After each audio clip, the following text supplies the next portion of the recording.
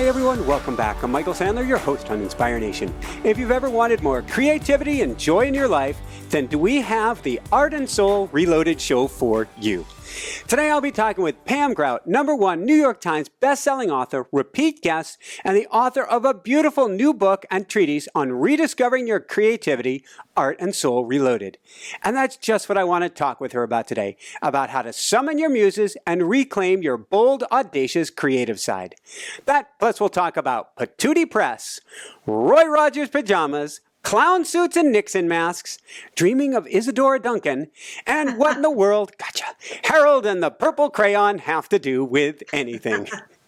So welcome to the show, Pam. Are you ready to shine? I am ready to shine. And you know, Michael, I love it. You are always so good at actually reading the book and coming up with great things to introduce people. So thank you so much. I love it. I love that you know all about my Roy Rogers pajamas and all that kind of stuff. So good job. Good on you. I'm impressed. Thank you, thank you. I like to say, if you went through all the trouble of writing the book, the least I should do is take the trouble of reading it before talking to you about it. Yeah. Thank you. Certainly, and thank you. So, on that note, let's go back in time. Let's go way on back on time, not too far back. Were you always a closet bohemian growing up?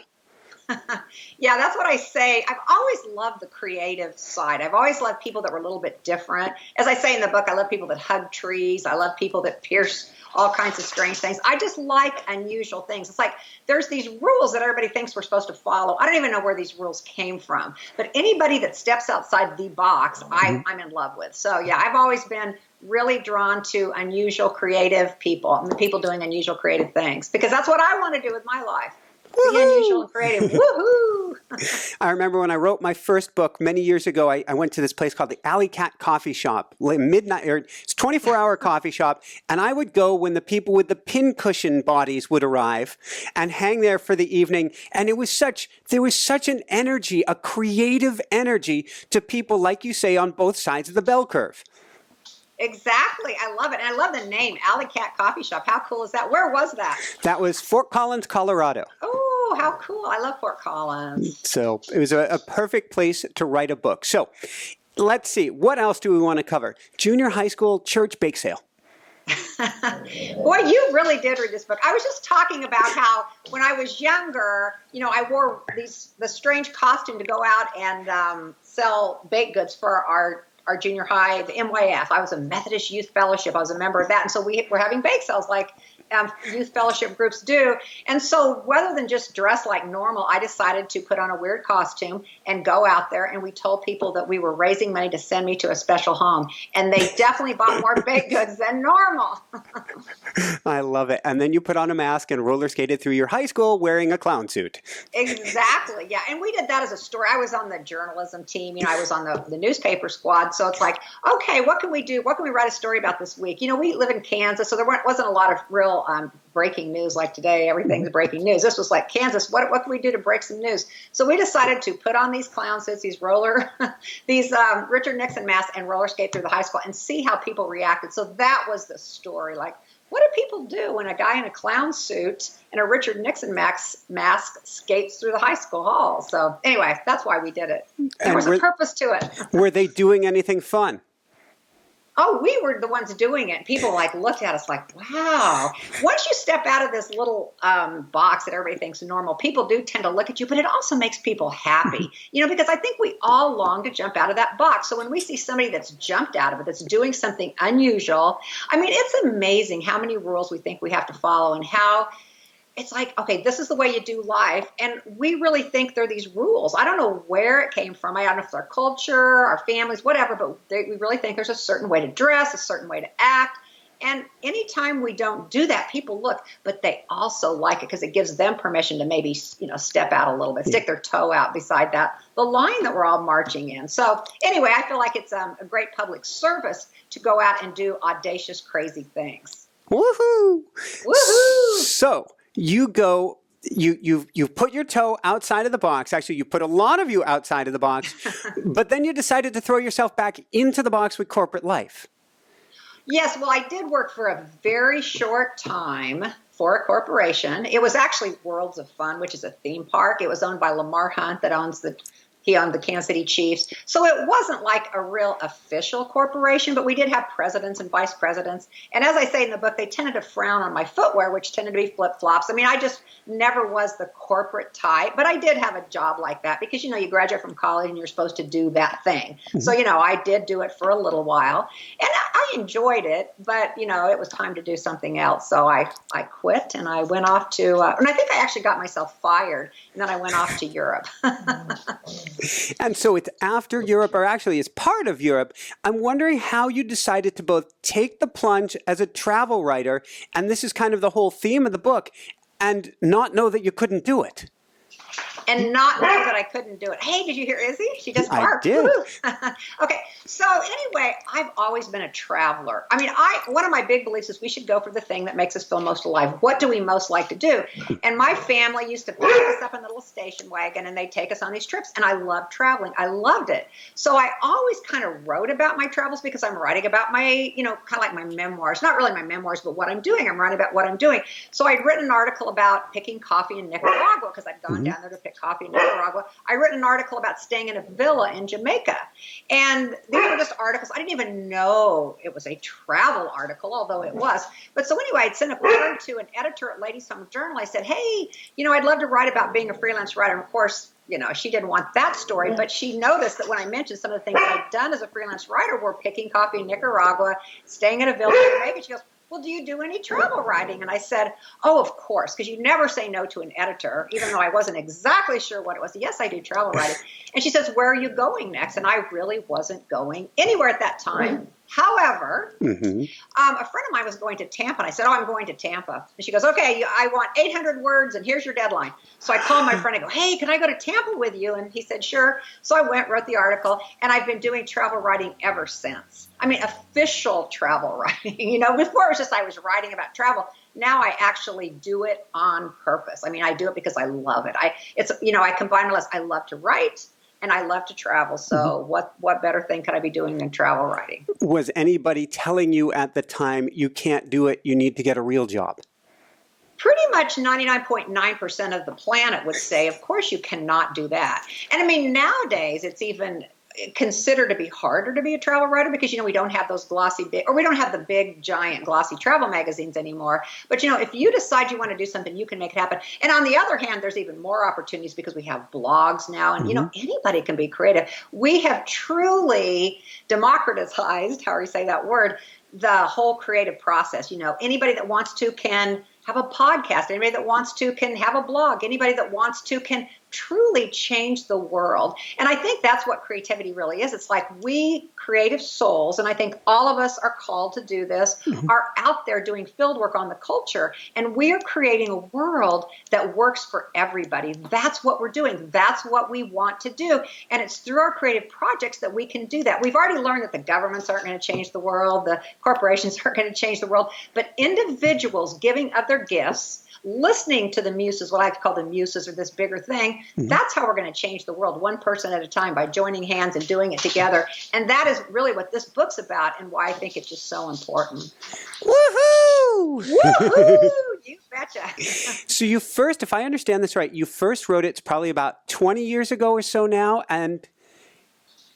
Would it be? It probably was about 20 years ago. In fact, I could figure that out. It's probably more like 18 because I had just moved to Lawrence, Kansas, where I live. My daughter was starting kindergarten. Yeah. And I remember, so my local newspaper did an article about this new author in town and this book. And I mean, it's a book about joy and fun and doing creative, outrageous things. And the picture of me that was in the paper was like this.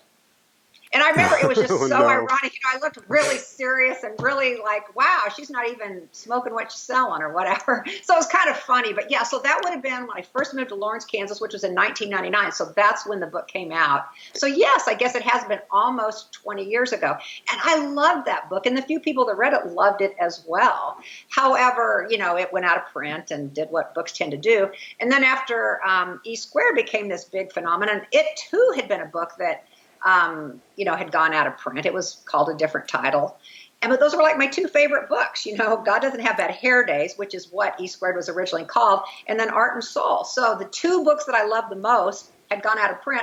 So I brought back, you know, God Doesn't Have Bad Hair Days titled it E Squared. It took off, it translated to 40 languages, became a #1 New York Times bestseller. So it's like, okay, well, what's the other book that's gone out of print? And it was Art and Soul. And so I decided to get that back out and kind of dust it up and put it back out. So that's what I'm doing. And again, it's this message that really creativity is what's going to save the world. We've got to create a better world. And we've got to, first of all, believe that we can create a better world. I think a lot of people go, oh, I'm not creative, or I can't imagine a better world, or I can't do all that. But I have a little creativity test that I give in the book. It's like, it has one question. Number one question, are you breathing? And if you are breathing, you are highly creative. I mean, that's just the way it is. So anyway, I just really encourage people to, get out there and do what it is that they are being called to do. I think all of us are being called to do something right now. So anyway, listen to your muses, people. Excellent. And I hear the train coming, so I'm wondering if we're going to be listening to a dog howl in a moment, too. You're not going to, because the windows are closed, and so she can kind of barely hear it. She's about 11 years old. So when the windows are open, she can still hear, but when they're closed, she probably hears the air conditioner going, not the train. Gotcha. So, but it's such a beautiful sound, that little howl, except for in the middle of the night. It's not so fun. But anyway, it's a cool little howl. So let's go from there. Actually, how do we tap in? How do we invite in our muses? Well, one of the things I like to do is, the muses are like any employer, and they will give the goods. They will give the good stuff to people who are faithful, that show up. We don't have to say, oh, I've got to be really good, and that's what gets in our way. Perfectionism, I've got to write the perfect novel, or I've got to write the perfect song, or I've got to do the perfect podcast. No, you don't. You have to do the best you can do. And if you show up and do it, like, hey, you've got 700 podcasts now. The muses are going, man, this guy, I can trust him. He's doing big things. He's going to show up. He's a faithful employee. So anyway, that to me is how you summon the muses, is by simply showing up. You don't have any expectations. You don't try to be perfect. One of my mottos is dare to be mediocre, because if you dare, then you open that space for the muses to get through. Thank you. In fact, there's a book you talk about at the end. I'm spacing it. I'm going through my notes here to see, but it has to do with a professor of pottery who has his students. Some students do one pot. Well, you can tell us about it, because this goes along perfectly. It's a book called Art and Fear, and it's amazing. And so this is the guy. In fact, I think the guy that actually conducted this experiment is one of the two authors of this book. It might be just somebody he was talking about, but I think it was him that actually did it. Okay, so he has these pottery students for a semester, like you do, and he gave half the students the assignment of creating one perfect pot. They had all semester, but this pot had to be perfect. That was it. The other half of the class, he said, okay, I want you guys to make as many pots as you possibly can, and you will be graded solely on the volume of pots that you create. I mean, we'll literally put it on the scale, and whoever has the most will get an A, that kind of a thing. Mm-hmm. Bell curve was on who could produce the most. The interesting thing happened is that the people that were trying to do that one perfect pot, they were frozen. They couldn't do anything. The ones who made the beautiful pots, the really amazing pots, were the ones that were just going for volume. They were just doing it again and again and again. And they weren't judging themselves. They were simply, putting it out there. So that really is a real secret. It's volume. It's being there. And the thing is, it's really fun. That's the other thing. People go, oh, but it's so hard to get there. Oh, but I don't have time to do this. Well, you have time to binge watch, House of Cards or whatever. So, we do have time. We do have time to do this. We just need to make it a priority. And the thing is, it's not boring. It's so fun. When you are dancing with the muses, it's the funnest thing you could possibly do.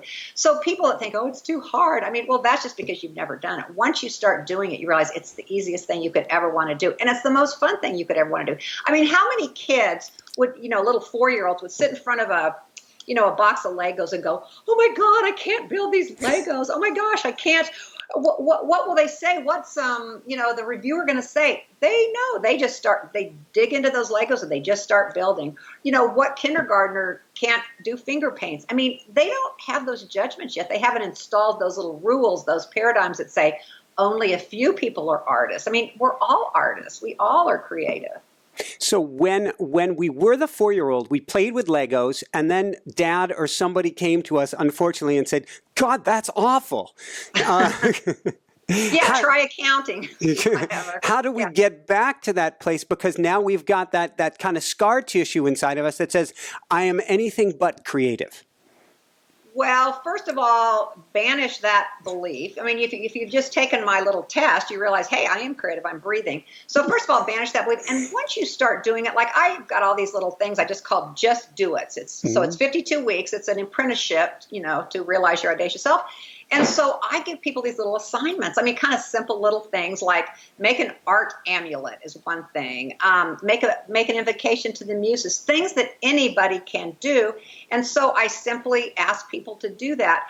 Don't judge it, just do it. And as you start doing it, it starts loosening up. It's like any muscle. If you have some kind of injury and you lay in bed for 2 weeks, your physical muscles will seize up and you won't be able to walk. So you have to come back out and practice. And our muscles, our creative muscles, have literally seized up because we have not used them, because we believe that teacher that in second grade said, you know what, you're really good at English, but you're not very good at, painting or whatever. You're not a good singer, whatever that teacher told you. So we literally have to exercise that creative muscle. We have to be our own physical therapist and get us out there practicing. When you first get out of bed, when you're walking with a physical therapist, you're not walking that great. You're just hobbling along. So yes, you're going to start out. You're not going to be making Picassos, on the first day or two. And that's the other thing. That's okay. But you're starting to move. You're starting to go in that direction. You just triggered a thought, and I'm giggling. Is that the right word to use? In, was it 9th grade, 10th grade, Catholic high school, I was sent to the dean's office by brother somebody or other in the art class. It was a painting class.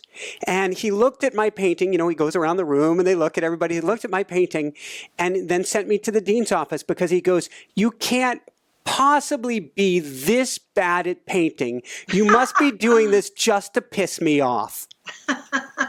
And I was trying. That is so funny. That is so funny. And so how did that influence you? Or what did you think? Did you believe him? Did you say, okay, I'm not going to paint anymore? I mean, what was your reaction?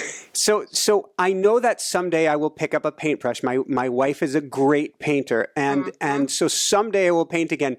But honestly, to this day, I have yet to pick up a paintbrush. Well, that happens to all of us. That's so funny that you have a perfect story. My dad, when he was young, he had these skinny little legs. He was this little skinny kid.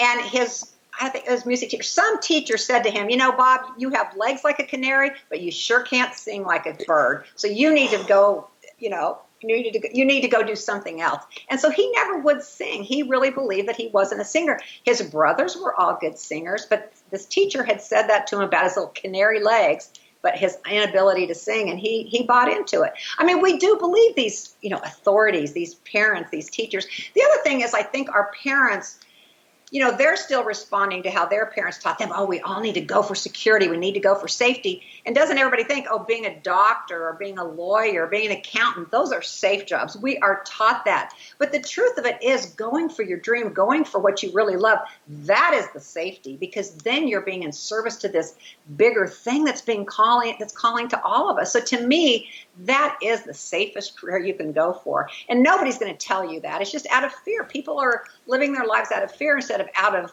what, brings them joy.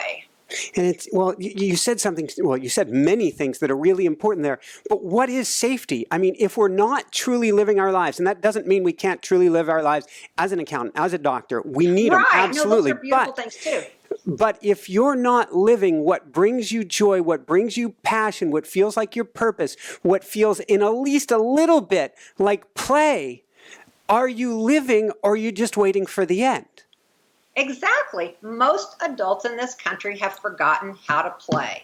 Like we were talking the other day in one of my possibility posses about how long has it been since you've skipped?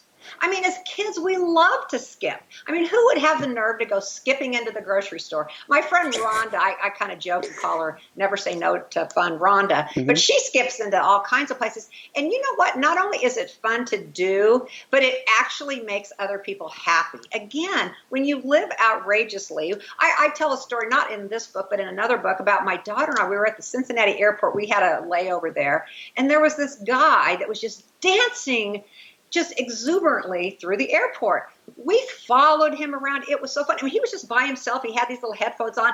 And, people in airports do not dance around. I mean, they just don't. You might see some kids dancing around because but their parents are going, sit down, Johnny, don't dance. Sit here, be a good little boy. This guy, and he was probably in his 20s, and he was just rocking and rolling, and it made me so happy. It made both of us so happy. I mean, I always say that I think dancing is sort of a high spiritual calling. It's a spiritual practice. I really think it does, because it cuts thought off at the knees. So anyway, I don't know how that came up, but yeah, it's like we just need to let go of all those rules that tell us we cannot do this. Nobody, I mean, who's going to arrest you for skipping into the grocery store? It's not going to happen. And it's contagious, just like you said. It is contagious. Yes, that's what's so beautiful about it. And it makes people happy. Even if they're too afraid to do it, it makes people happy. There's a guy over in Perth, Australia. I can't remember what his website is. But anyway, his thing is he gets people, he'll go into like a train, like the subway, and he'll be dressed up in a tuxedo, and he'll get everybody singing together on the train, somewhere over the rainbow, or he'll get them all dancing. He's always staging these public dance parties, sing-alongs, whatever. And people at first look at him like, I don't know if I want to play, but they all end up doing it, and they love it, and it totally uplifts their mood. I think if we could just get some of the politicians dancing and skipping, the whole world would be a whole lot better. Now that would be wild. Yeah, wouldn't that be fun? So let's go from there. Let's talk about some of the challenging things and getting going and getting these muscles, these atrophied muscles going again. Maybe we'll talk about how you got into blogging. Oh, well, that was really when the book E² came out, my publisher, Hay House, sent me a book called Platform. And they not only did they send it to me, they FedExed it to me. Like, okay, this is required reading. I mean, they said you have to read it. Not that they could make me. There was no monitor. They were making sure I read it. But I thought, well, okay, if they say read it, why not? Well, in that book, he talks about daily blogging. And then also there's a guy named Seth Godin, something like that. Godin, and he also talks about daily blogging. And it's not really for the other people. It's for you. It's like to discover, what do you think? What do you feel? It gives you a awareness of the world around you. But anyway, so I started doing it. At first I was like, I don't want to blog. I mean, blogging's free. Why would I do that? I mean, I'm a writer. I get paid to write. But I started doing it because the book said I should. Well, I guess I was following a rule, but first of all, I found out I loved it. I loved the daily blogging. And then I don't know if that's why E² took off. I don't know, but it certainly couldn't have hurt. So anyway, I was out there blogging a lot and, talking about the topics that were in E². And so that's basically how I started blogging, not because I wanted to, but it's because I read in the book that it was a good thing to do, but I did love it. So, just because you read about something that's in a book, it's like, try it. I always say, don't just do it because someone told you to. Try it. If it's fun, keep going. And that's the thing about that blogging. If I wouldn't have enjoyed it, I'd have written 5 blogs or whatever. That'd have been the end of it. But I loved it. I mean, it really did make me think about the topics of my book. And so I really grew to enjoy it. And that's what kept me going. And maybe the first one I didn't like very much. And I probably didn't think it was very good. But I did just keep going. Because I've been creating things long enough to know that in the beginning, you're probably not going to like it. You're going to think, oh, this is horrible, I might as well quit. And that's the stage that most people get to. But if you just keep going, eventually you will start to like it, or it will start to flow. Again, those muses will be listening and going, this person's here. I can give them the goods. I can give them the good stuff. So anyway, so it's like, don't pay any attention to the first. It's like, you come home from vacation, you turn on the faucet, and brown water comes out. This faucet hasn't been used while you were over in Switzerland, skiing down the Alps. So you come back, your water's all brown, but that's okay. You keep running it, and it's going to turn clear once again. And that's how it is with creativity. It's going to start out bad. You might as well just know that. That's okay. That's good. Once you write a really horrible song, it opens the way for a really good song. Or once you make a horrible pot, it opens the way for a good pot. So it's really a beautiful thing to make horrible things. And really, what is horrible? I mean, that's just a judgment call anyway. Anyone that's creating something, producing something, putting something out there is making beautiful things, whether the society thinks so or not. Wow. So some really great stuff out of this. First off, I like the idea of making horrible things first, because if you actually make something that's great, like if your first book had been a #1 New York Times bestseller, how nervous would you have been about starting your second book? Well, even the 16th one being a bestseller did make the next one more difficult. As I said I blogged the other day, I said, E Squared will always be my Jack and Diane. You know what I mean? It's like that book that everybody compares everything else to. But, you just cannot listen to what other people say. You just have to keep, listen to what those muses say. But anyway, well, there's all the story about the woman that wrote To Kill a Mockingbird. She didn't write again for a really long time. I think she did eventually. There was a book of hers after she died that they released recently. But, that stopped her in her tracks. I mean, you do something phenomenal and people are going to expect you to continue to be phenomenal. So that's, so that can be a scary thing, but it's always risky. Anytime you create something, you're risking yourself. You're putting yourself out on public view and people are going to talk. People are going to criticize. That's what people do. But you know what? As I just tweeted the other day, I can't remember who said it. Rob Bell, I think he said, I would much rather be in the ring participating than sitting back in the corner with a towel over my head. So, it's like I want to be out there participating. And even if I'm creating mediocre, horrible things, at least I'm participating. I think you're challenging me here. You're not meaning to, but you are. And that we have it's approximately a weekly newsletter. I've thought about blogging. I've almost blogged. I haven't quite blogged, but I'm hearing you as universe speaking here. Going, oh, hey. Hey, give it a try. So I'm going to give that a try. Yay. Thank you. When we talk about writers and writers making it and To Kill a Mockingbird, you have a beautiful story. I don't know if beautiful. He was struggling. John Steinbeck. Oh my gosh. Isn't that amazing? That book he said it could not be published during his lifetime, but after he died, it was published. And it was basically his journal that he was keeping as he was writing. I can't even remember now which one of his Pulitzer Prize winners, but it was one of his great books that won the Pulitzer, the Nobel, won all these things. But while he was writing it, he kept saying, this sucks, basically. He didn't use those words. But it was Grapes of Wrath. I guess it's called the Journal of Grapes of Wrath. Right. Okay, that's what it is. But he was writing this, and he was feeling like he had no talent. He kept wanting to stop. He was really miserable, but he just kept going. And I think that's such a beautiful reminder that no matter how talented you are, no matter how many Nobel Prizes you won, you still feel that insecurity. You still feel that risk that you're putting yourself out there. In fact, one of the sections that I have in each week of this apprenticeship is I say, you're in good company. And I tell a story about a famous artist like a John Steinbeck or a George Clooney or a, whatever, all these artists of all different medias. And I say, or media, I guess you don't have to put an S on the back of media, all different media. But anyway, and it's their insecurity. And like we look at these geniuses and we think, oh, they just sit down, they pour out greatness. That's what we think. But to know that they too, like Donald Sutherland, he throws up every time before he makes a film. Yeah. So Steven Spielberg says, insecurity doesn't stop just because you win an Oscar. It's like having big ears. It's just, it's something that you'll always have. But you can't let that stop you. If you're doing something big and important, and we all want to do big and important things, you're going to feel insecure. I mean, that's just the way it is. It's a risk. But that's so exciting that we get to go out there and take those risks. And isn't it better to be taking risks doing something you love? Even if you fail, you're doing something that you love. And what is failure? I mean, failure, that's just a crazy judgment too. Bingo. You just hit the key word. Judgment. Yeah. That's all it is. Yeah. And one of my goals is to not judge. I do it all the time. My little hairball of a brain's constantly judging.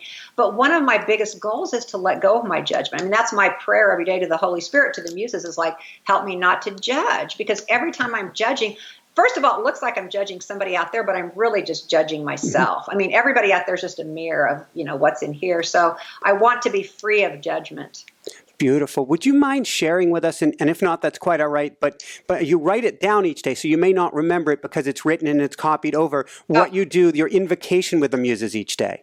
Right, and I wrote this invocation to the muses, and I got this idea from a really amazing book. I can't recommend this book highly enough. It's called The War of Art. It was a takeoff on the art of war, and it's written by Stephen Pressfield. And he has a music. He actually uses his invocation to the muses, the one that was in the Odyssey. I mean, he just reads that word for word. But I decided to make my own invocation to the muses, and I encourage people in the book to make their own invocation to the muses.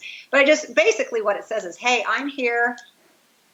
Hit me. I'm here. I invoke your power, your presence. I'm willing to be the secretary. I will write it down. use me. Basically, I'm just saying, hey, here I am, Holy Spirit. Here I am, muses. Use me. Do what you want. Woohoo! Woohoo! Thank you, that works perfectly. What is a creativity ritual? A creativity ritual.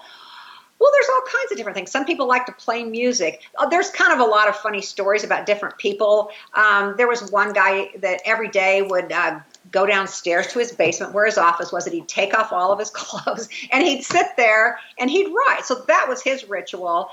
David Lynch, the prolific filmmaker, who's also a great meditator, he hasn't missed a day of meditation in I don't know how many years. But anyway, he goes to, is it Bob's Big Boy? It's some particular place and gets a milkshake. I mean, that's how he starts. So it's whatever it is. It's basically, it's like getting your creative juices salivating. So whatever it takes. So anybody can come up with a creativity ritual, whether it's lighting a candle, it's playing, Pharrell Williams' Happy, whatever it might be, is starting some ritual that when that happens, when you start doing that, then your creative juices just start going, oh, okay, it's time to, give it all I got.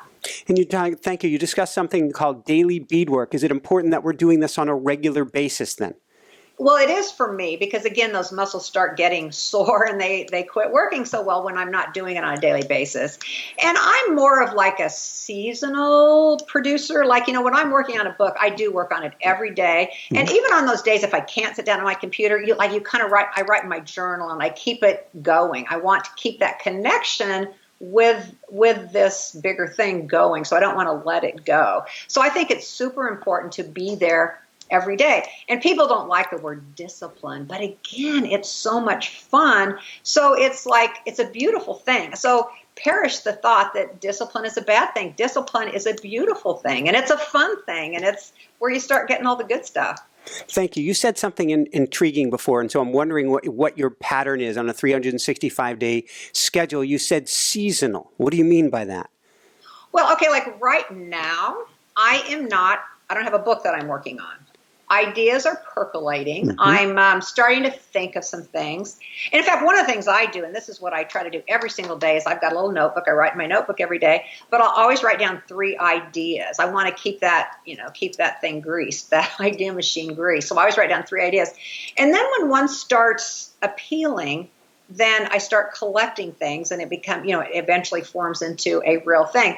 But seasonal, so like when I am working on a book, like right now, okay, so I'm keeping my creative muscle going, but I'm blogging fairly regularly. So I'm writing something every day. I'm writing in my journal every day. But by seasonal, it's like, okay, I've got a book project. It's due, let's say August 31st. I was going to say 41st. I don't know where that came from. But let's just say that. So then I've got to sit down every day because I do not want to miss a deadline. Mm-hmm. So then that's what I mean. That's where I am so disciplined. I'm going to write every day. But even when I'm not actively on a project, I do try to write down ideas. I try to write in my journal. I try to, in fact, I did a little TED talk and I said, a notebook, a little 3-ring notebook is the most powerful book that changed my life because I'm there every day writing in that little notebook, writing down ideas, jotting down things that the muses are telling me to jot down. It's kind of funny because I tend to write, sometimes I'm writing about, I'm so miserable, I'm unhappy, whatever. I'm just like blah, blah, blah, blah, blah. And then eventually I notice I start printing because my writing is really hard to read, my handwriting. Mm-hmm. So it's like, oh, I'm printing. This must be something important. It's almost like the muses are going to start. Automatic writing. Kind of, I guess, I'm just like going on and I'm just like, okay, get that out of the way. And then kind of the good stuff will start coming. I mean, not always, but often it does. But I notice that I start printing sometimes when it's something I want to remember because even I can't read my own handwriting sometimes when I'm just, blathering on about something. But in fact, sometimes I'll get lazy and I won't write in my journal. And I always start feeling really blah. I mean, it's just the thing that makes me come alive. I love ideas. I mean, we are idea machines. That's who we are. And if we're not generating ideas and if we're not pursuing ideas, a lot of times we're unhappy. So, so many different ways I can go with this. First off, I'm starting a new book right now. I was out on a bike ride this past Saturday, Sunday, and thankfully I had a little digital recorder with me. It's an ancient phone. It's not a smartphone. It's an emergency thing. But the muses started talking to me, and here I am going down this dirt road trying to record messages to myself. Because when the juice starts flowing, you want to tap into it. You want to surf that wave. Yeah. So let's talk about one more thing, and then I want to dive into some myths. Let's do some myth busting here. Okay. You mentioned in your writing before that sometimes you have emotional challenges. We all do, and when you're at your lows, you still have this thing that you call DIA. Oh, do it anyway. Yeah, because that is an excuse we'll often use. Oh, I just don't feel like writing today, or I just don't feel like working on my screenplay today, or I just don't feel like dancing, whatever it might be. I just don't feel like it. But I called it DIA because when you do it anyway, sometimes that energy will come, that you will no longer feel that blah that makes you not want to do it. In fact, always that happens for me. Once I plunge into a project, I suddenly feel uplifted, always. I mean, it's almost like 100% effective. You know, I don't know that when it doesn't ever work. I mean, sometimes I'll get into it's like, I still don't like it very much, but if I keep going, eventually I'll, get to the good stuff. It's like that water that's coming out brown. You've got to keep it running, and then eventually it'll clear up and be beautiful again. Awesome. So let's talk about some myths about the brown water. Oh, that's really terrible. But you put some beautiful myths in this book, which is on creativity. Myth number 1: to make art, you need money. Right. That is such a misnomer. Okay, so there's 2 parts to that. First of all, that you will never make money doing art. That's not true. A lot of people make plenty of money on their art.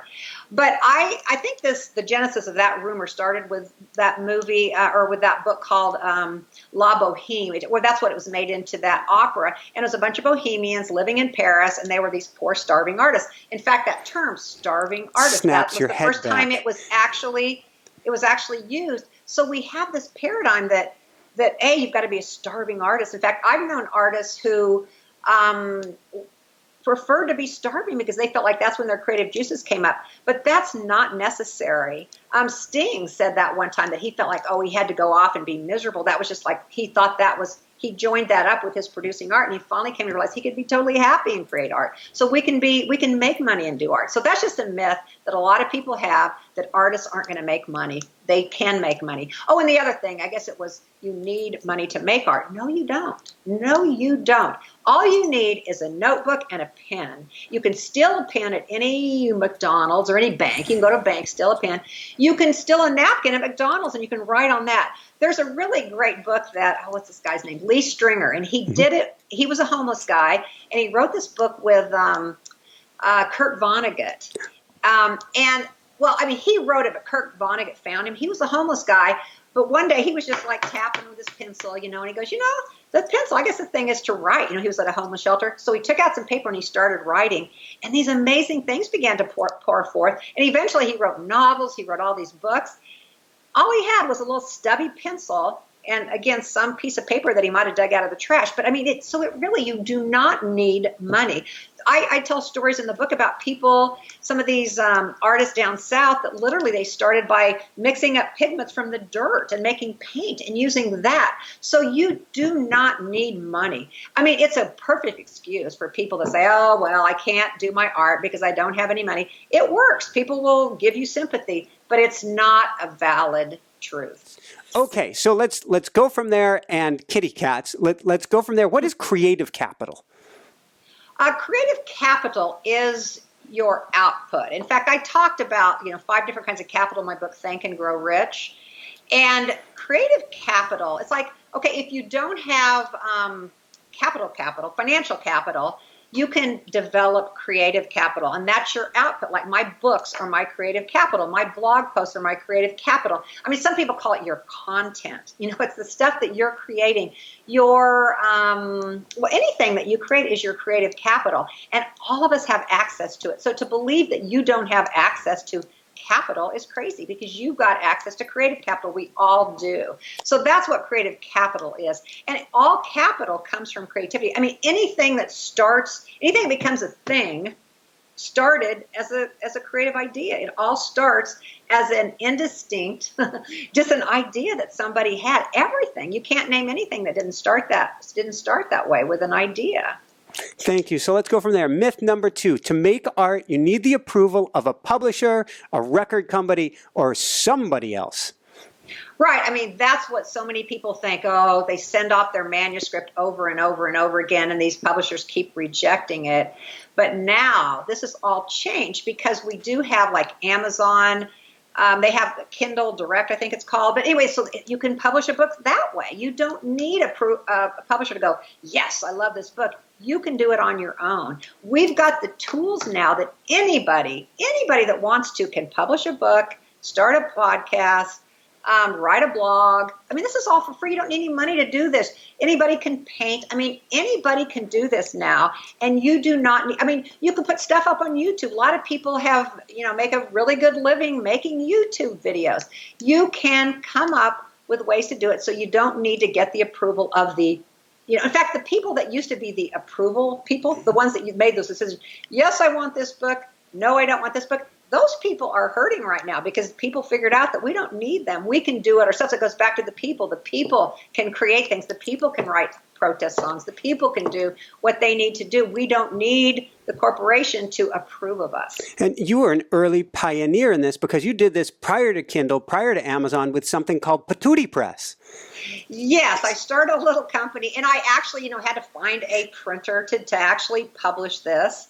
And it was really a good experience. So I did start Patooty Press. In fact, it's funny because I still get phone calls. How you get on those lists somehow, and they go, I'd like to talk to the owner of Patooty Press. And I'm like, well, you're talking to her. I mean, I'm the owner, the bottle washer, the whatever. But yeah, so I published 2 books under Patooty Press. I did my book it was called Jumpstart Your Metabolism. And I did it. Patooty Press published it. It eventually got bought out by Simon & Schuster. I was on this talk show in New York, and some agent that was there with another author said, this is really a cool book. Would you be interested in selling it? And I'm like, sure, why not? So I ended up getting an agent, and I sold it to Simon & Schuster. And then kind of from that point on, I've been working with publishers. However, I did do a book called Recycle This Book, and I published it on brown paper grocery bags and it was called 101 Ways to Save Yo Mama Earth. Because and the reason I did it was because I wanted to come out for Earth Day, as a way to be more environmentally friendly. And I knew that if I went the traditional route and I sent it to a publisher, they'd have to, take it to their board, all the bureaucracy. It's like, but I could self-publish this thing on my own and get it ready for Earth Day. So that's why I did that one. And that was a lot of fun. I mean, part of it's kind of fun because, you learn all the different things that it takes to put a book together. You learn the marketing, you learn the design, you learn the writing, the editing. You just learn all that kind of stuff. And it's helpful then, even if you do eventually work with the publisher or with a record company, the steps that it takes to do it. And so you're better able to, and publishers tend to like people that know how to do all that kind of stuff. This means you really, and I want to jump back into the myths, but it brings up an important point. It means that you have to be a little bit, I don't know if judgment-proof, fear-averse, but you have to be willing to accept that not everybody's going to love your work, and that's totally okay.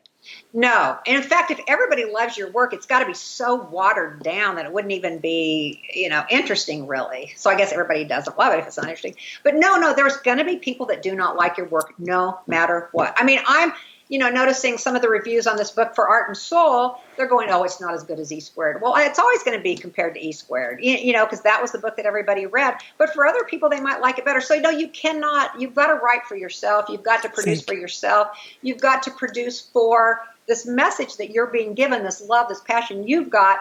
And the other people, it really doesn't matter. Those that resonate to that will be drawn to it. Those that don't can go off and, resonate to something else. I like it. Myth number 3, doing art isn't a real job. And the corollary of it is when I grow up.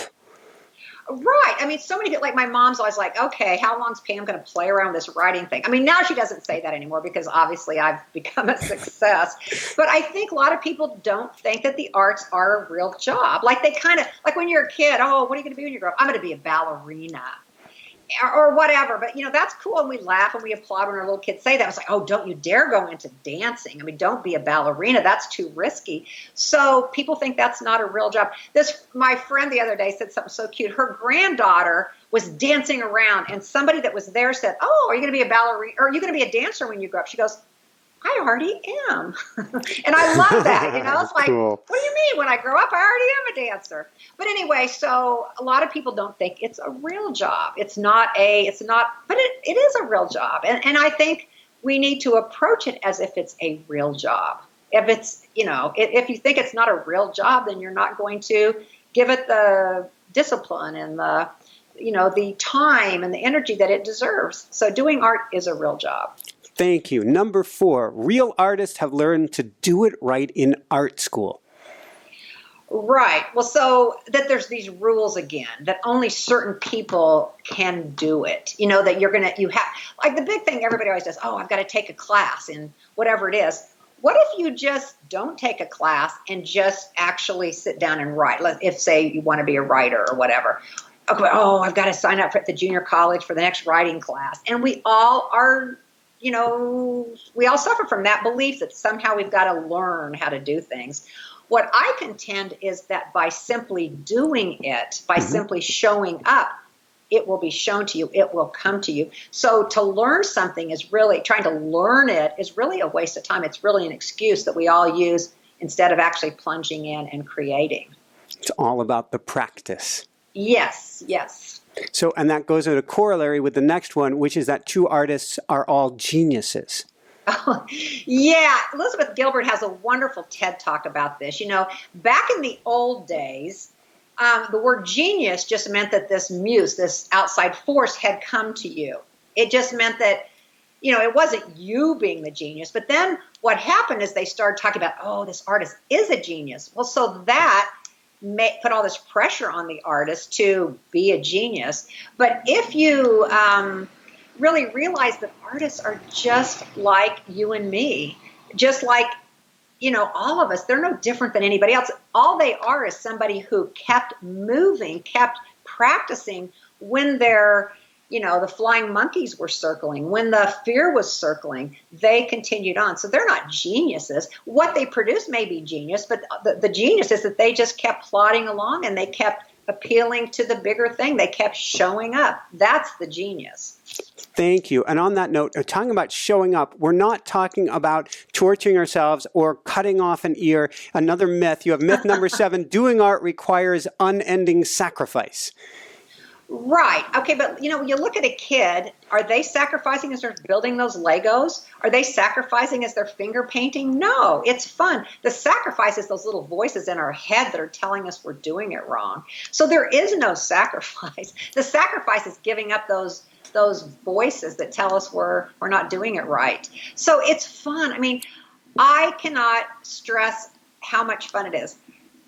And people are surprised. Like the other day I got an email from this guy in Melbourne, and he was saying that he had done the art amulet, which is one of the projects that I suggest people do, and he's talked about how freeing this was. His dad had been an artist, and he always felt that his dad was the artist, he couldn't do it, he didn't have the talent.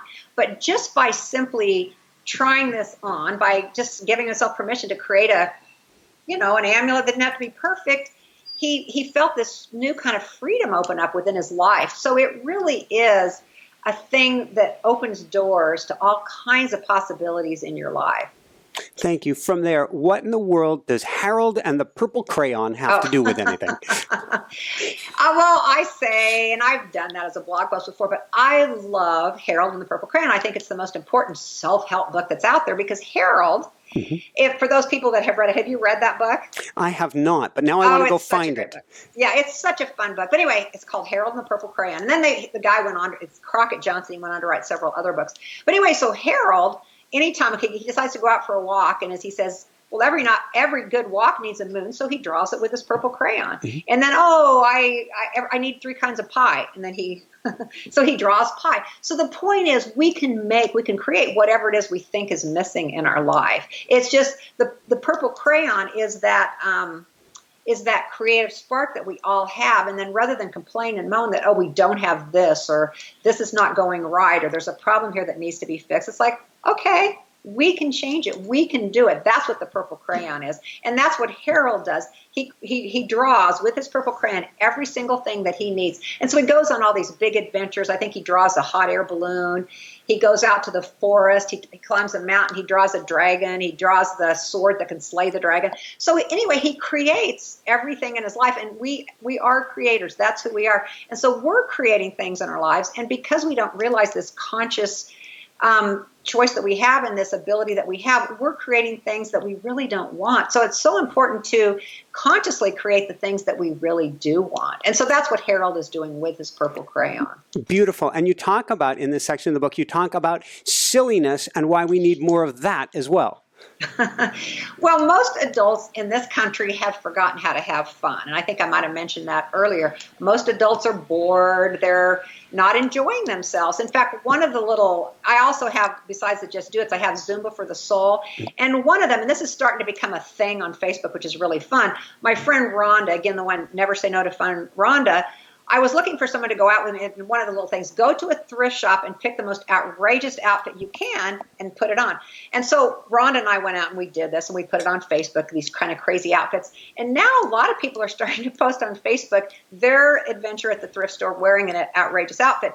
And the thing about it is, it's fun because, A, you can put on an outfit that, who's to say what we're supposed to wear and what we're not supposed to wear? So it's kind of an exercise in stepping out of the box. And plus, it's just fun. So anyway, it's something that people would say, oh, that's ridiculous. It's like the skipping or the dancing or whatever. So it's just a way of having fun and stepping out of that box about what you're supposed to do and what you're not supposed to do. Thank you. You have a chapter entitled Create or Die.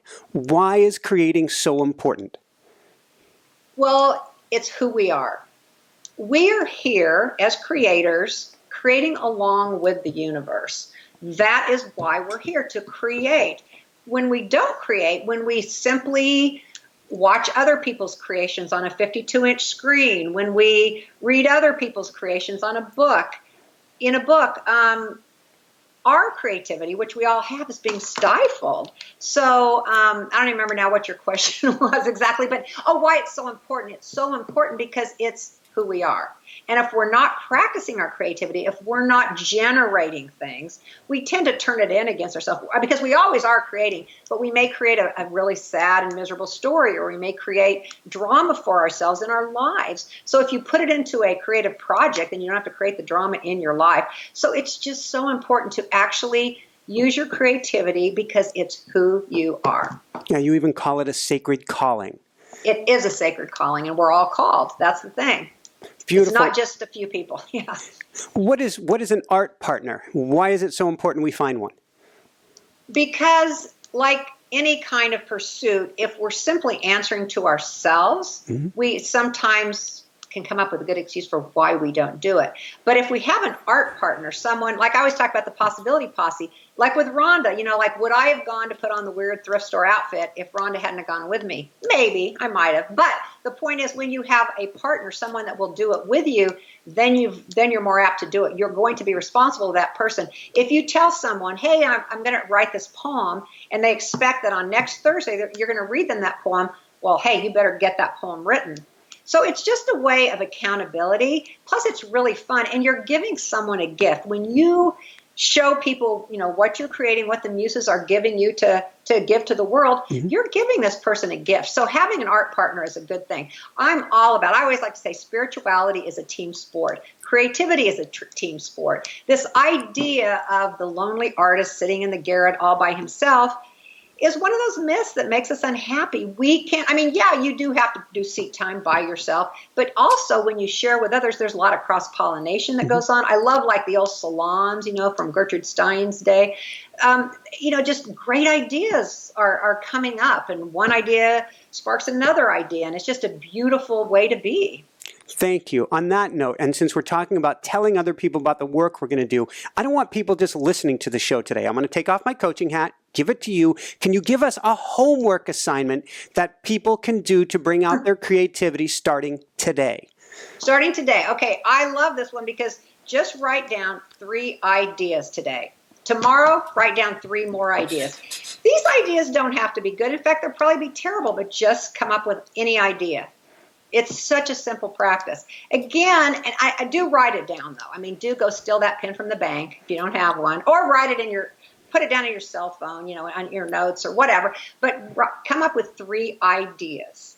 They can be ideas like, I'm going to bake cookies for the next door neighbor. It doesn't have to be big. Just write down 3 ideas because it starts sparking things. It's opening the flow. It's getting rid of the brown water in the faucet. So yeah, just write down 3 ideas. So I think that once you start doing it, you'll want to continue to do it. But I'm just going to give them an assignment because if people like assignments, people like their little deadlines, do it for 7 days and just see what happens. Every day for 7 days, write down 3 ideas. Woohoo! How's that? Woohoo! Perfect. What advice would you give parents to help their kids with creativity or the creative process? Don't get in the way. Don't get in the way. Kids are going to be creative. Thank you. That's the whole thing. You don't have to do anything. But, if you just quit, kids know to follow what they love. They know to follow their bliss. We teach it out of them.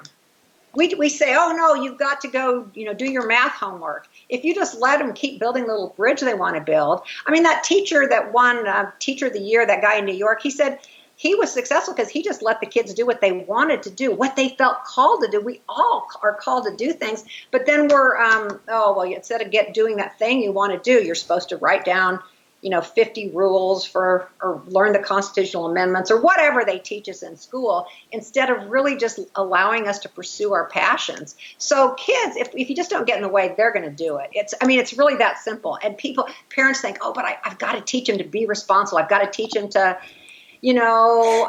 make a living or follow the rules or be polite or whatever it is we parents think, that we've got to protect them. No. Put them in the box. Yeah, so that somehow we're supposed to do that. So really, there's nothing we need to do other than, this is what I always say. Instead of telling your kid what to do, start doing what your kid does. Your kid goes on a walk and goes, look at that ladybug, and they see everything. We adults walk right by and don't notice. So instead of trying to get your kid to do what you want to do what your kid does, and we're the ones that need the help, not the kids. Perfect segue. So what personally brings you the greatest happiness, or what I call the woohoo factor? What brings me, when I'm creating something, I just love it. It really does make me happy. I also love sharing ideas with people. Like I've got these little possibility posses, and I just have so much fun, cross-pollinating with other people talking about ideas. And I think of ideas as, creations. That's what I was, these ideas that, we can actually change the world. And we have to believe that we can change the world. As long as we think that it's hard or that we have to wait for this senator to pass this bill or whatever, it's not going to happen, but so we really have to get it that it's possible. So things like that make me excited. Awesome. So where can people go to find out more, to find your beautiful book and even your blog? If you know my name, which is Pam Grout, you can find me. I've got a Facebook page, Pam Grout. I've got a website, Pam Grout. I've got a Twitter, Pam Grout. What else is there? Instagram, Pam Grout. So if you know my name, you can find me. Fantastic. And any last words of wisdom you want to share with people? Just do it. Woohoo! Woo! Thank you so much, Pam. This has been a lot of fun, and I really hope this challenges people to get back on the creative path and discover the creativity inside of themselves. I hope so too. Thank you, Michael. Thank you so much. So for everyone out there, this is Michael Sandler saying, be well, have fun, get art and soul reloaded, and get jiggy with your creativity today. And shine bright. Woohoo! Thank you so much, Pam. You're welcome. Thank you. Thanks so much for watching. If you enjoyed it, be sure to like below. Also, leave your comments. Have some real fun with it. Subscribe to our channel where you're going to get more great videos, more interviews coming up. And check out our website, inspirenationshow.com. That's where you'll find tips, blogs, information, videos you won't find anywhere else, and useful and helpful resources to really help you kickstart your life and to shine bright. Thanks so much again. Thank you for your support. Like, comment, subscribe. See the website. Thanks so much and have fun. Of course, shine bright. Woohoo!